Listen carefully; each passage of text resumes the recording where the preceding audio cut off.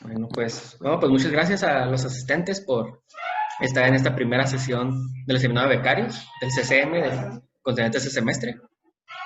En esta ocasión, pues tenemos el gusto de contar con Jorge Chapital, que nos va a hablar acerca de si cierto espacio, con tales características, puede ser el grupo fundamental su grupo fundamental puede ser el grupo de los racionales. Preguntas que puedan tener, sí agradeceríamos que le hicieran hasta el final. Entonces, sin más que agregar, pues le doy la palabra a Jorge. Hola, mucho gusto, gracias por aceptarme dar esta plática. Entonces, de lo que voy a hablar hoy es justamente de esta pregunta: ¿puede el grupo fundamental de un espacio ser los racionales? Como puse en el resumen de la plática, pues la respuesta corta es sí.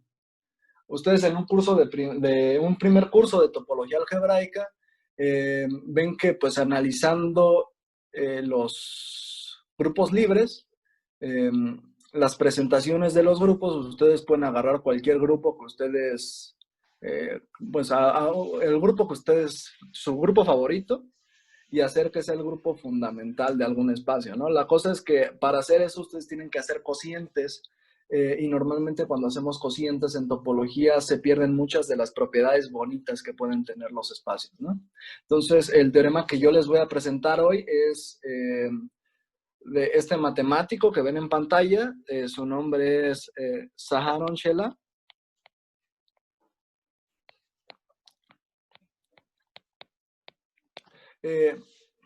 Pues es uno de los matemáticos más prolíficos que han habido.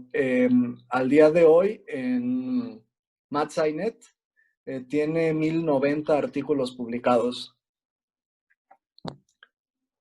Y bueno, es increíble todas sus ideas, ¿vale? Entonces vamos a empezar.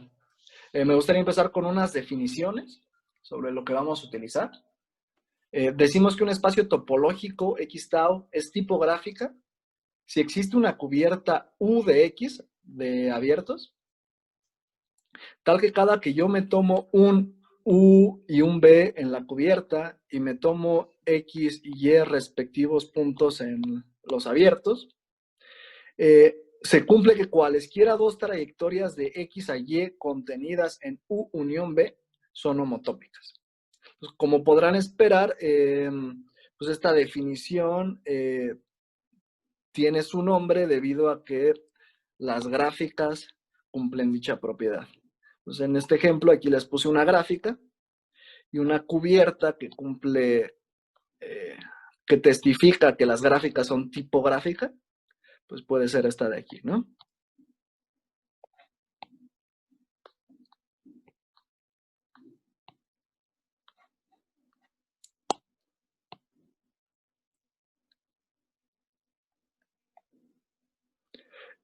Y bueno, la cosa es que cada que ustedes se toman dos abiertos, para los cuales sí existe una trayectoria de uno de los puntos al otro, pues dichos abiertos se ven, pues un dibujo simple es así, ¿no? Los abiertos Cada son por que... vértices. ¿Mande? Los abiertos son por vértices, o sea, son conjuntos de vértices. No, o sea, aquí lo que estás haciendo es fijarte en las gráficas, pues, como espacio topológico, y los abiertos, justamente, los estás pensando como alrededor de los vértices, pero nota que estoy construyendo dichos abiertos de manera que cubran no solo a los vértices, sino también a las aristas. Entonces, lo Ok. que estoy diciendo aquí es que cada que tú unes dos abiertos, o te forman un conjunto disconexo en el cual pues la propiedad no tiene sentido, y cuando el conjunto que te forman es conexo, pues un dibujo general de cómo se ve la unión de esos dos abiertos es de esta manera. Y como sabemos, este espacio de aquí cumple que cualesquiera dos trayectorias contenidas en él son homotópicas. ¿Vale? Ok. Ok. La siguiente definición, este siguiente par de definiciones tal vez ya las conozcan un poco más. X es débilmente localmente conexo por trayectorias. Si cada que yo me tomo un elemento de XX y un abierto U que tenga X, Entonces va a existir una vecindad abierta de X a la que le llamamos B contenida en U, de tal manera que cualesquiera dos puntos de B están conectados por una trayectoria contenida en U. Entonces, esta definición difiere de la usual de localmente conexo por trayectorias justamente en esta partecita de aquí, ¿no? Cuando le decimos que un espacio es localmente conexo por trayectorias, aquí cambiamos este U por un B. Pienso que tal vez esta definición para las personas que en la plática, tal vez para el público en general, ya es algo que tal vez no necesita hacer un dibujito. La que voy a ver a continuación, creo que sí. X es semilocalmente simplemente conexo si para cualquier X existe una vecindad abierta de X, tal que cualquier lazo basado en X contenido en B es nulo homotópico.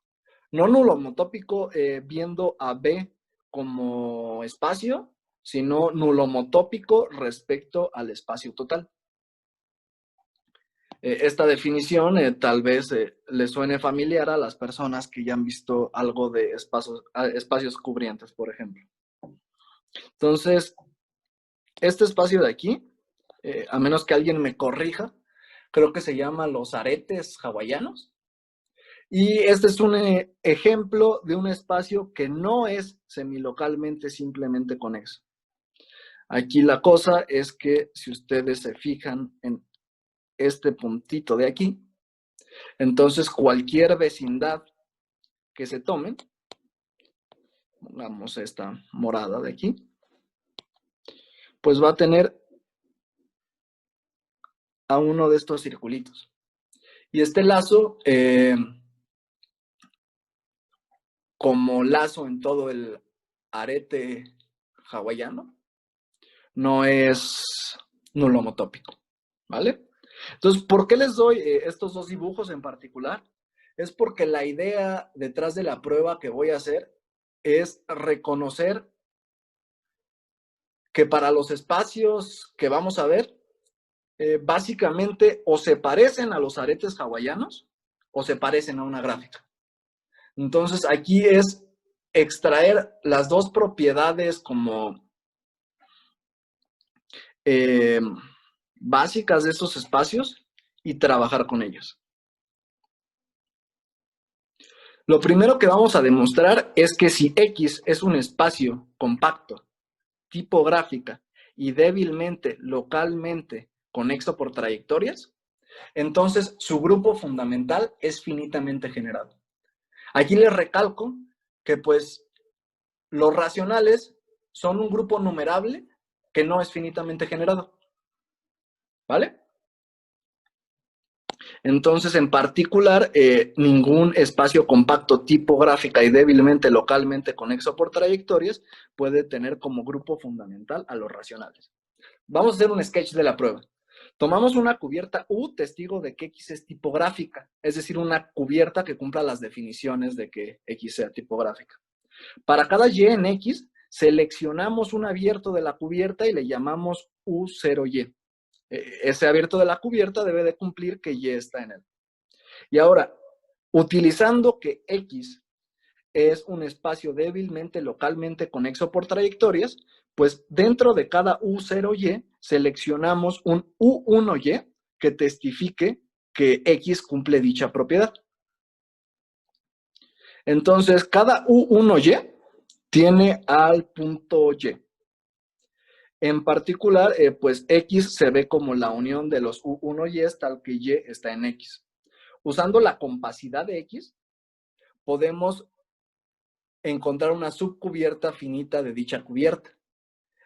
Dicho de otras palabras, podemos encontrar un subconjunto de X finito, sin pérdida de generalidad, claro, podemos suponer que X0 está en dicho subconjunto, tal que X se vea como la unión de los U1Ys. Entonces aquí recuerdo que cumplen los U1Ys. Los U1Ys cumplen que cualesquiera dos puntos en dichos abiertos están conectados por una trayectoria en el U0Y correspondiente. ¿Vale? Una vez que hacemos eso, vamos a definir el siguiente concepto. Entonces, tú fija n puntos, bueno, en este caso n más 1 puntos en Y. Tú vas a decir que un lazo basado en X0 es de tipo Y0 hasta YN si existen una partición del intervalo, aquí estos números es lo que están codificando, T0, T1 hasta Tn, tal es que para cualquier I menor que N, el lazo valuado en el respectivo intervalo de la partición se queda contenido en la unión de los U0YI y U0YI más 1 correspondientes. Y la segunda parte es que el alfa de TI se quede en U1 de Y.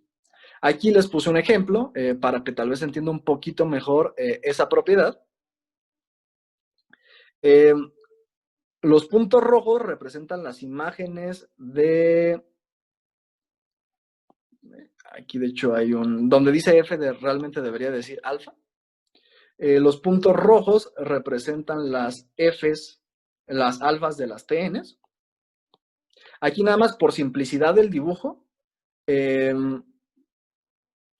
puse este lazo como una trayectoria, pero en realidad este punto y este punto los estoy pensando como el mismo, ¿vale? Entonces, los abiertos azules son los U1Ys. Entonces, noten que el U1Y, aquí está el respectivo Y asociado a ese abierto azul, está en el mismo lugar que el F de TI, ¿vale? Los abiertos azules no necesariamente se intersecan, pero aquí lo que yo estoy pidiendo es que F de TI y F de TI más 1, bueno, F de T1 en este caso y F de T2, están conectados por un lazo y ese lazo se debe de quedar contenido en la unión de los abiertos verdes consecutivos. ¿Vale? Utilizando la compacidad del 0,1, podemos concluir que cualquier lazo tiene un tipo. ¿Qué hacemos? Bueno, cubrimos al intervalo 0,1 con intervalos abiertos cuya imagen vaya a dar a un único U1Y. Sacamos subcubierta finita de eso y decodificamos a los Y's a partir de esa subcubierta finita. Otra observación aquí que podemos hacer es que un solo lazo puede tener tipos distintos. Es algo que no nos va a servir para la prueba, pero creo que es buena idea que lo tengan presente. Muy bien. Entonces, ya definimos lo que es un tipo. Lo que vamos a hacer es demostrar las siguientes propiedades. La primera es que si dos lazos tienen el mismo tipo, entonces deben de ser homotópicos, relativos a X, ¿no? Lo que nos importa es el grupo fundamental. Esta propiedad de aquí se demuestra utilizando que X es tipográfica. No la voy a hacer porque voy a hacer la siguiente, que básicamente pues, utiliza las mismas ideas. Entonces, una vez que demostramos uno, el primer puntito, nos vamos al segundo. Definimos G como todos los lazos que admiten un tipo de longitud menor a 2 veces la cardinalidad de Y más 8. ¿Vale? Entonces, alfa es un lazo basado en X0 y existe K y Y0 hasta YK menos 1 puntitos en Y, tal que alfa es de tipo Y0 hasta YK menos 1. Una vez que tenemos a este G, nos vamos a fijar en G bonito, el conjunto de clases de equivalencias de alfa, tal que alfa está en G. Entonces, ahorita nos estamos fijando en elementos del grupo fundamental. Y lo que nos vamos a preguntar es qué cardinalidad tiene dicho conjunto. Por el primer puntito, puesto que para ver que dos lazos son homotópicos basta con demostrar que tienen el mismo tipo, pues realmente nada más es cuestión de contar cuántos tipos posibles hay de longitud menor o igual a 2 veces la cardinalidad de Y más 8, ¿no? Nada más basta contar cuántas eneadas hay con n menor que 2 veces la cardinalidad de y más 8. Haciendo cuentas, pues nos damos cuenta de que dicha cardinalidad está acotada por este número. Que tal vez no es una cota óptima, pero pues dicha cota nos sirve. En particular, lo que demostramos es que este G es un subconjunto del grupo fundamental que es finito. Y bueno, ya tenemos un subconjunto del grupo fundamental que es finito. Lo que vamos a demostrar ahora es que el generado de G es, de hecho, el grupo fundamental de X basado en X0. Y esto lo vamos a hacer por inducción sobre la longitud del tipo. Si alfa es de tipo Y0 hasta YK menos 1 para algún K menor o igual a 2 veces la cardinalidad de Y más 8, entonces, por definición, alfa está en G. Y por lo tanto, la clase de equivalencia de alfa está en G bonita. Entonces ya terminamos, ¿no? Alfa está en G bonita, en particular está en su generado. El caso interesante es cuando alfa es de tipos mayores a ese. Entonces, para el paso inductivo, ¿qué es lo que hacemos? Suponemos que alfa es de tipo Y0 hasta YK para algún K que es mayor a 2 veces la cardinalidad de Y más 8. Y supongamos que hemos demostrado la proposición para cualesquiera lazos con tipos menores a la longitud, con tipos de longitud menor que K. Muy bien. Entonces, aquí tengo un dibujo. Lo primero que vamos a hacer va a ser definir a I como la cardinalidad de Y más 4. Como K es mayor a 2 veces la cardinalidad de Y más 8, entonces I se podría decir que se ubica en la primera mitad cuando contamos estos puntos rojos. Entonces, en este caso, aquí está YI y aquí está F de TI, que de nuevo, una disculpa, donde dice F debería decir alfa. Muy bien. Lo que vamos a hacer es lo siguiente. Noten que X0 y Y están en la misma componente conexa de X. ¿Esto por qué? Porque, bueno, para empezar, F de TI y Y están en el mismo abierto azul, es decir, están en U1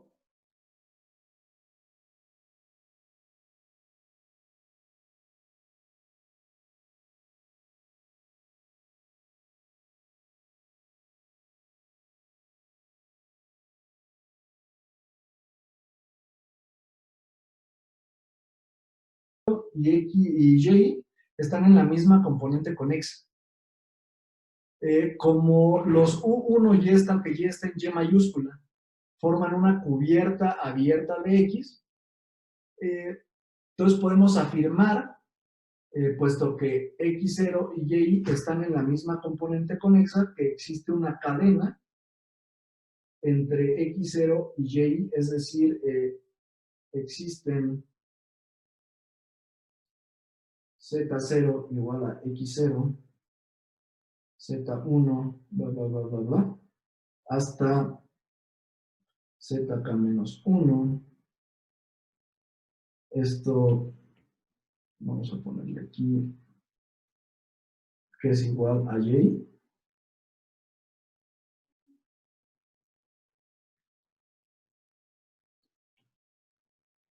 Tales que,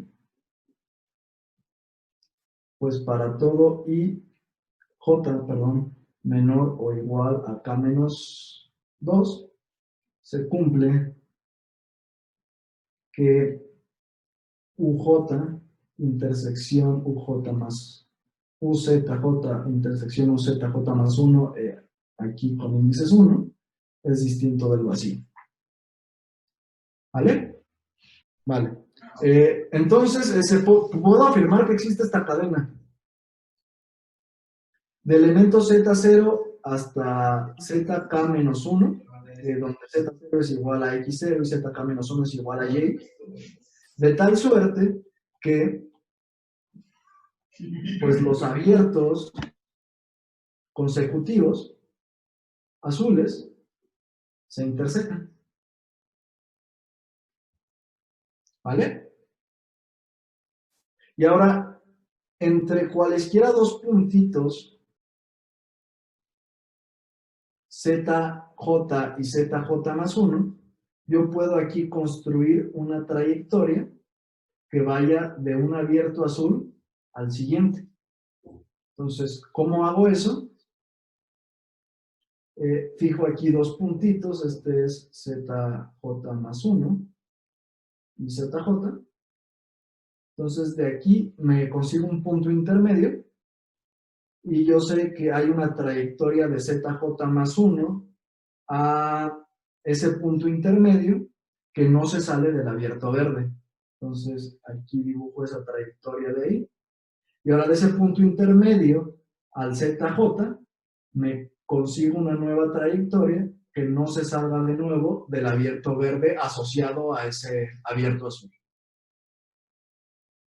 Entonces, de esta manera yo lo que consigo hacer es una trayectoria que va de Y a X0, que es de hecho de tipo Z0, Z1, Z2, bla, bla, bla, hasta ZK-1. Ahora, si hago esto inteligentemente, es decir, si me tomo un conjunto de zetas minimal respecto a la cardinalidad, entonces yo voy a poder afirmar que K-1 es de hecho menor que la cardinalidad de Y. Es decir, que estos puntitos tienen a lo más n la cardinalidad de Y. A lo más solo la cardinalidad de Y. ¿Vale? Y entonces, ¿qué es lo que voy a hacer? Voy a separar a mi lazo original en dos lazos. Lo primero que hago es recorrer el lazo desde X0 hasta F de TI y luego me regreso por el lazo morado. Este lazo morado, ¿de qué tipo es? Es de tipo Y0, Y1, Y2, Y-1, Y, ZK-2, K-1 y así hasta Z0. La longitud de ese tipo es menor o igual a 2Y más 4. En particular es menor que 2Y más 8 y por lo tanto este lazo de aquí pertenece a mi conjunto G. Ahora lo que voy a hacer es recorrer el lazo morado y luego recorrer lo que me faltaba del lazo negro. Este nuevo lazo tiene tipo Z0, Z1, bla, bla, bla, ZK-1 y luego F de TI más 1, bueno, ZK-1, Y más 1, Y más 2, hasta YK. Entonces, contando cuántos elementos hay en ese tipo, uno se da cuenta que la longitud de ese tipo es menor que K. Y entonces, ¿qué es lo que está pasando? Que yo estoy viendo a mi lazo negro como la concatenación de dos tipos. El primero de ellos es un lazo en G y el otro es un lazo con un tipo menor que K, de longitud menor que K. Por lo tanto, puedo concluir, gracias a las hipótesis de inducción, que mi lazo alfa está en el generado de G. ¿Vale? Entonces, en la siguiente diapositiva puse eso. Al final, estamos viendo a alfa como la concatenación de dos lazos. El primero es recorrer el lazo, parte del lazo negro, y luego recorrer el morado, y luego regresarte por el morado y recorrer lo que te faltaba. El primero de ellos tiene un tipo de longitud menor a 2y más 8 y el segundo de ellos tiene un tipo de longitud menor que alfa. Y pues ya con esto terminamos, ¿no? Demostramos que todo elemento del grupo es concatenación de elementos de G. ¿Vale? Disculpen si no quedó claro, estaba muy emocionado hasta que me di cuenta de que me dejé de escuchar y luego me dejé de ver. Qué triste. Sí, no te preocupes, así pasa. Como lema tenemos el siguiente. Todo espacio métrico que sea débilmente localmente conexo por trayectorias y semi-localmente simplemente conexo es de tipo gráfico. Este no lo voy a demostrar, pero como corolario de él, tenemos que si un espacio métrico compacto es débilmente localmente conexo por trayectorias y no es finitamente generado, entonces no puede ser semilocalmente simplemente conexo. Y esto es porque si no es finitamente generado, entonces por el teorema anterior no puede ser tipográfico. ¿Vale? Entonces, este corolario es muy importante. Tenganlo en cuenta. Y aquí termina la parte de la plática que en cierto sentido tiene técnicas más de topología algebraica. Entonces, ahora entramos al paraíso de Cantor. Vamos a ver técnicas más de la teoría de conjuntos. Lo que vamos a hacer ahora es demostrar el siguiente teorema. Si X tau es un espacio métrico, compacto, conexo y localmente conexo por trayectorias, tal que su grupo fundamental no es finitamente generado, entonces la cardinalidad de su grupo fundamental es mayor o igual a la cardinalidad de los reales. Noten que ya teniendo este teorema podemos contestar negativamente a la pregunta de la plática para espacios métricos compactos, conexos y localmente conexos por trayectorias, porque o son finitamente generados, y en cuyo caso su grupo fundamental no puede ser los racionales, o tienen mayor cardinalidad, mayor o igual cardinalidad a la de los reales, en particular mayor, no son numerables, ¿no? Y por lo tanto su grupo fundamental tampoco puede ser los racionales. Este método para probar que el grupo fundamental no puede ser los racionales es en cierto sentido una de las maneras más fáciles en las que uno podría intentar probar algo. En cualquier rama de las matemáticas que ustedes tengan, la primera razón por la que dos cosas no pueden ser isomorfas es porque tienen distinta cardinalidad. Porque independientemente de la rama de la matemática que ustedes tomen, la noción de isomorfismo suele llevar consigo una función biyectiva. Si no hay función biyectiva, pues de ninguna manera puede haber isomorfismo. Entonces, creo que es importante recalcar eso detrás de, pues de eso que hay detrás de esta idea, ¿no? Aquí estamos intentando atacar el problema desde la razón más sencilla por la cual podría fallar. Entonces, vamos a hacer un sketch de la prueba. Por el corolario anterior, tenemos que X no es semilocalmente simplemente conexo. Por lo tanto, existe un X0 en X que testifica eso. ¿Qué quiere decir? Que para cualquier vecindad abierta de X0, existe un lazo contenido en esa vecindad que no es nulo homotópico. Bueno, para cualquier n en los naturales, recordemos que X es un espacio métrico, vamos a tomar un lazo alfa n basado en X0, de tal manera que alfa n esté contenido en la bola de radio 1 entre n con centro en X0, y tal que dicho lazo no sea nulo homotópico. Entonces, haciendo un dibujo aquí con maña, podemos ver que en cierto sentido la idea de no ser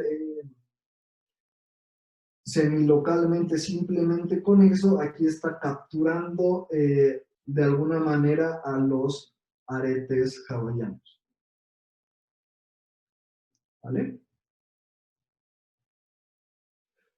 Una vez que tenemos esa sucesión de lazos, vamos a hacer lo siguiente. Vamos a fijar una sucesión creciente de números positivos que converja al 1. Y para cualquier subconjunto de los naturales, vamos a definir esta trayectoria, alfa sub a. Entonces, ¿qué es lo que va a hacer alfa sub a? Va a recorrer los lazos que nosotros definimos, pero solo los que les diga a. Si n está en a y t está en el intervalo tn-1 tn, entonces alfa a va a recorrer al lazo alfa n en ese intervalo. Y ahora, si t está en un intervalo para el cual n no está en a, pues el lazo se va a quedar fijo. Entonces, alfa es continua, puesto que los alfa n lo son, y sus imágenes convergen al x0. Es decir, para cualquier vecindad del x0, del x0, pues yo puedo fijarme en una bola de radio n lo suficientemente pequeña como para que,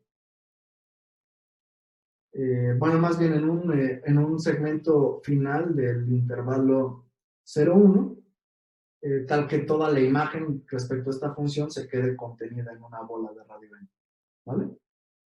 Entonces, por esa razón, las alfa A son continuas y, bueno, son lazos basados en x0.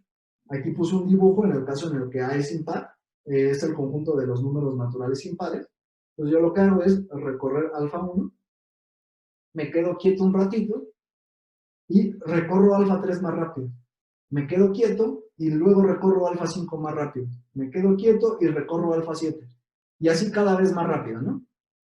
Me estoy acercando al punto rojo y pues la función es continua. Muy bien. Entonces, una observación es la siguiente. Si todos los elementos de A son menores a todos los elementos de B, entonces vamos a tener que alfa A concatenado con alfa B es homotópico relativo a x0 a alfa de A unión B. Esto, pues en particular si esto pasa, noten que A debe de ser finito. Y pues es cosa de darse cuenta que este monito de acá nada más es una reparametrización de este. Entonces es una razón muy fácil por la cual ustedes pueden concluir que estos lazos son homotópicos. La siguiente cosa es que si n no está en B y A es igual al unitario de n unión B, entonces alfa A no es homotópico a alfa B. Y bueno, aquí hice un dibujo en donde se puede ilustrar el argumento. Nosotros, suponiendo que este cuate de aquí es alfa A y este es alfa B. Entonces, aquí está el intervalo enésimo. Nosotros podemos separar a nuestro lazo en tres lazos. El primero es este de aquí. Entonces, este va a quedar con este. El segundo es la parte final.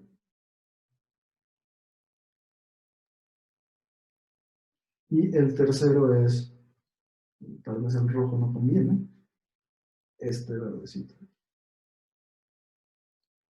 ¿Vale? Entonces, los tres lazos, los dos lazos los podemos ver como concatenación del amarillo, luego el verde y luego el azul.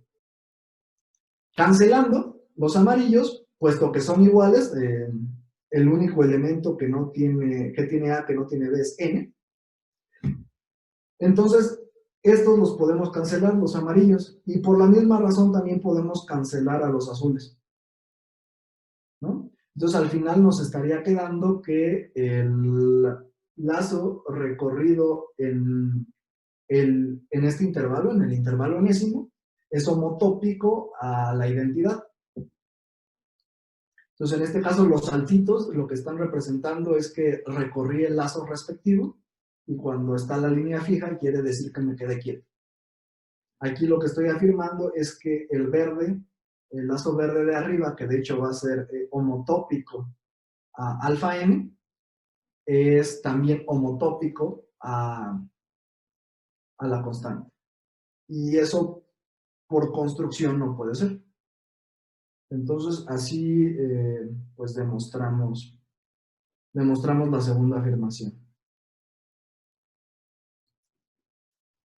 Una vez que demostramos la segunda afirmación, definimos la relación R como el conjunto de todas las parejas A, B en la potencia de los naturales al cuadrado, de tal manera que alfa A es homotópico a alfa B.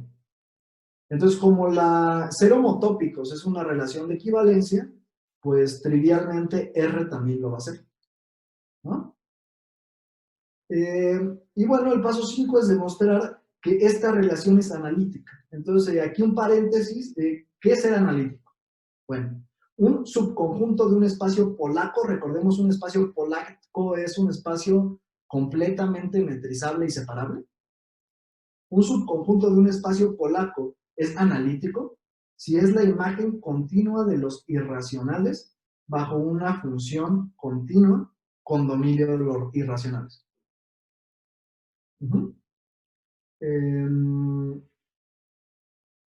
Entonces, la potencia de los naturales, ese es el segundo paréntesis, tiene una topología canónica que lo hace un espacio polaco. Entonces, aquí cuando estamos diciendo demuestra que R es analítico, lo que estamos queriendo decir es que R es analítico respecto a esta topología canónica, que tal vez no tiene mucho sentido definir ahorita. Y bueno, una vez que demuestras que R es analítico, terminaremos si demostramos el siguiente lema. Sea R una relación de equivalencia analítica sobre la potencia de los naturales que cumple la siguiente propiedad. Cada que yo me tomo un A y un B en la potencia de los naturales y dichos conjuntos difieren por un único elemento, es decir, A es igual a B, aquí debería decir B, unión el unitario de N, entonces A y B no están relacionados. Pues lo que vamos a demostrar es que si una relación de equivalencia analítica sobre la potencia de los naturales cumple esta propiedad de estrellita, entonces va a existir un conjunto perfecto subconjunto de la potencia de los naturales, de tal manera que sus elementos son no equivalentes por pares.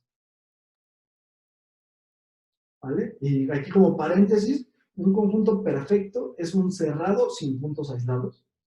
Y en un espacio polaco, todo conjunto perfecto tiene la cardinalidad de los reales. Entonces noten que en particular lo que habremos demostrado es que existe un subconjunto de elementos no equivalentes por pares con cardinalidad los reales. Eso me va a decir que el grupo fundamental pues tiene por lo menos tantos elementos como los reales, ¿no?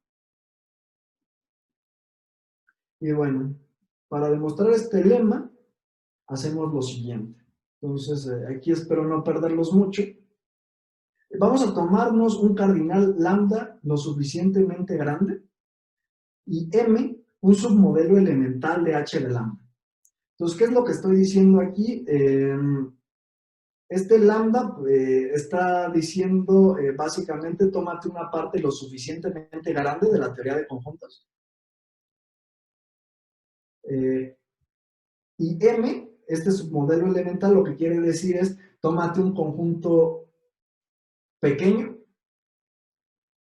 que se parezca mucho a esa parte sota grandota que nos tomamos. Es decir, que como que capture todas las verdades de esa parte lo suficientemente grande de la teoría de conjuntos. Aquí lo que faltó poner es que le estoy pidiendo a dicho submodelo elemental que sea numerable. Y también le vamos a pedir a dicho submodelo elemental que tenga a la definición de mi relación. Pues esto es algo un poco técnico. Espero que no haya tanto problema con eso. Pues una vez que nos tomamos ese submodelo elemental mu, vamos a demostrar algunas cosas. La primera es que si yo me tomo un par en la potencia de los naturales al cuadrado, que es coingenérico sobre el submodelo elemental, y tal que A1, A2 son equivalentes respecto a mi relación, entonces, pues el submodelo elemental, de hecho, la extensión genérica dada por el submodelo elemental y este par de reales genéricos, de hecho, también va a modelar que A1 y A2 son equivalentes. Estas nociones tienen que ver con forcing. Bueno, una vez que demuestro eso, esto es consecuencia realmente del teorema de absolutez de Mostowski. Una duda que tenía al principio cuando estaba viendo este artículo es ¿por qué se vale? Por ejemplo, en el libro de Heck, te dice que el teorema de absolutez se vale para modelos transitivos, pero la realidad es que una vez que uno checa la prueba, se puede dar cuenta que dicho teorema también vale para situaciones como esta. Una vez que hacemos eso, lo que vamos a demostrar es que si A1 y A2 son coingenéricos sobre el submodelo elemental, entonces el submodelo elemental modela que no están relacionados. Y bueno, ¿cómo demostramos eso? Pues bueno, supongamos que no, es decir, que el submodelo elemental modela que A1, A2 sí están relacionados. Pues como esta extensión genérica modela dicha propiedad, pues debe de haber un elemento del forcing de Cohen que fuerce dicha verdad. En este caso nosotros estamos viendo al forcing de Cohen como aproximaciones de subconjuntos finitos de naturales. Entonces lo que voy a estar diciendo aquí es que existe un número natural n, tal que para cualesquiera A1' y A2', tal que el par es coingenérico sobre el submodelo elemental, y tal que A1' y A1 coinciden en los elementos que tienen hasta el intervalo, bueno, hasta que llegas a n, y lo mismo pasa para A2' y A2, entonces cada que me tomo dos elementos coingenéricos que cumplen eso, pues entonces se va a cumplir que m de A1' y A2' modelan que A1' y A2' sí están relacionados.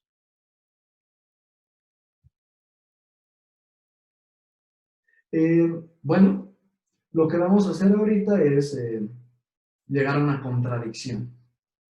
Si me tomo un número m en los naturales, tal que n sea mayor a m y m no esté en A1, yo puedo definir a A1 2' como A1 unión m. Noten que este m siempre existe, puesto que A1 es un real genérico. Y bueno, ahora por hipótesis, mi relación debe de cumplir que A1, 2' y A1 no están relacionados, puesto que solo difieren por un único elemento. Ahora, como solo cambié un bit de A1, es decir, solo le agregué un elemento, pues uno puede demostrar fácilmente que el par A1, 2' y A2 son coingenéricos sobre el submodelo elemental.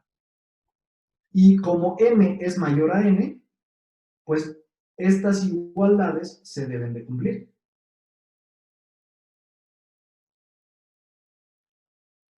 Puesto que se cumplen dichas igualdades, por hipótesis, vamos a tener que A1, 2' y A2 son equivalentes en m de A1, 2' y A2. Ahora, usando 2, recuerden lo de absolutez de Mostowski, podemos concluir que A1, A2 y A1, 2', A2 están en mi relación. Pero la relación es una relación de equivalencia, por lo tanto, se debería de cumplir que A1, A12' están en la relación, pero el inciso 4 niega dicha posibilidad. Entonces, llegamos a la contradicción suponiendo que para los reales genéricos que nos tomamos en un principio, la extensión genérica del submodelo elemental modelaba que esos reales sí estaban relacionados. Por lo tanto, pues concluimos el inciso 3.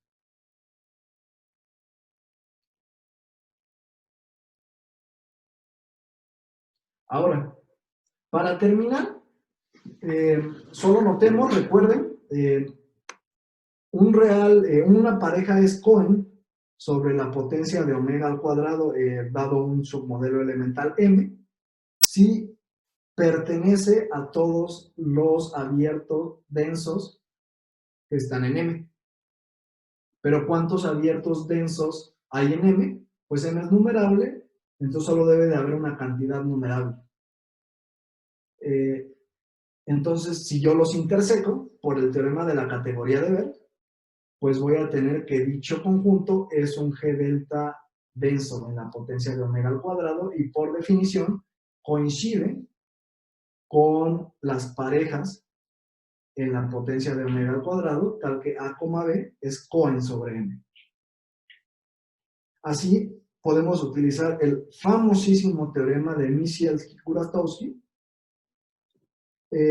para afirmar que existe un subconjunto perfecto de la potencia de los naturales, de tal manera que ese conjunto al cuadrado, es decir, todas las parejas de ese conjunto, menos las que son iguales en sus dos coordenadas, se quedan contenidas en este conjunto de aquí.